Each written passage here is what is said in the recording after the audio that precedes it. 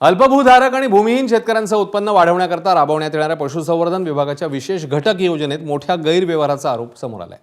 वर्धा जिल्ह्यात गेल्या काही वर्षांपासून शेतकऱ्यांना चांगल्या दुधाळ जनावरांच्या नावाखाली कमी दूध देणाऱ्या आजारी किंवा निकृष्ट दर्जाच्या गायी आणि शेळ्यांचं वाटप केलं जातं असा आरोप आहे।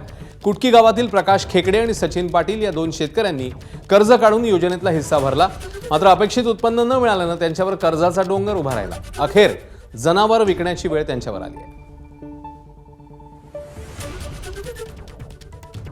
आम्हाला या योजनेतून 2 गायी मिळाल्या होत्या विशेष घटक योजनेतून, आणि घरी आणल्यानंतर त्यांच्यापासून आम्हाला काही खूप सारं दूध निघत नव्हतं। 2-3 लिटर दूध निघत होतं आणि 2-4 महिने चाललं ते। दोन्ही टाईम 4-5 लिटर दूध होत होतं आणि खर्च वाढला होता आणि वारंवार त्या बिमार पडत होत्या आणि सरकारी डॉक्टर वगैरे कोणी येत नव्हतं पाहायला तिला।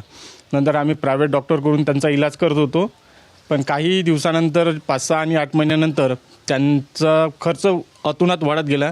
तो खर्च झेपला नाही, त्याच्यामुळे आम्ही त्या विकून टाकल्या। छोटं बछडं होतं तर तो आलं काही दिवसा म्हणजे एखाद्या महिन्यापूर्वी ते मरण पावलं। त्याच्यानंतर मग त्या गाईचं अजून कमी दूध झालं त्याच्यामध्ये, मग ते काही परवडत नव्हतं तर मग आम्ही ते विकून टाकलं।